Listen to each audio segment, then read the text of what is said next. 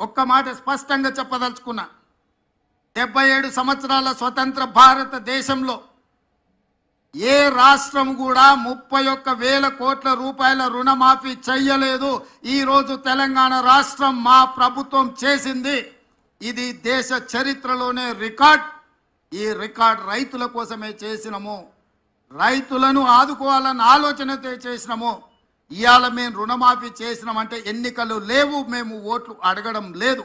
ఎన్నికలు ఉన్నప్పుడు ఓట్లు అడిగినప్పుడు రాజకీయ పార్టీలు ఇట్లాంటి నిర్ణయాలు చేస్తాయి తప్ప రాజకీయ ప్రయోజనం లేకుండా రైతు ప్రయోజనం కోసం ఎప్పుడు జరగలే.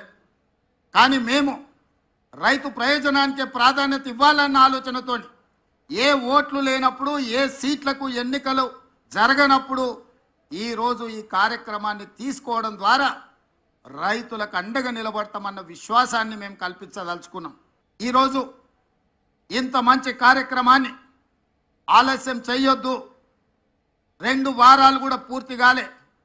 జూలై 18, 2024 నాడు మొదటి విడత ₹1,00,000 వరకు ఉన్న వాళ్ళకి అందరికీ మొదటి విడతలో వాళ్లకు అప్పులు చెల్లించి ఇప్పుడు 0 నుంచి 1,50,000 వరకు ఉన్న రైతులందరికీ ఇవాళ ఈ గంటలో మనం వాళ్ళ రుణాలను మాఫీ చేస్తున్నాం.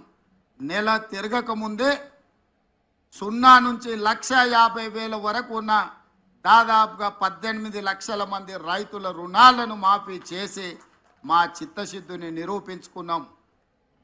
ఇక 0 నుంచి 2 లక్షల వరకు ఉన్న రైతు రుణమాఫీని ఆగస్టు నెలలో చేసి ఆగస్టు నెల రైతులకు దేశానికి ఎట్లయితే స్వతంత్రం వచ్చిందో, పరాయి పీడనలో విముక్తి కలిగిందో, బ్యాంకుల నుంచి అప్పు రుణ విముక్తులను చేసి స్వేచ్ఛ జీవులను రైతులను చెయ్యాలనేదే మా ఆలోచన. జూలై నెల, ఆగస్టు నెల చరిత్రలో లిఖించదగిన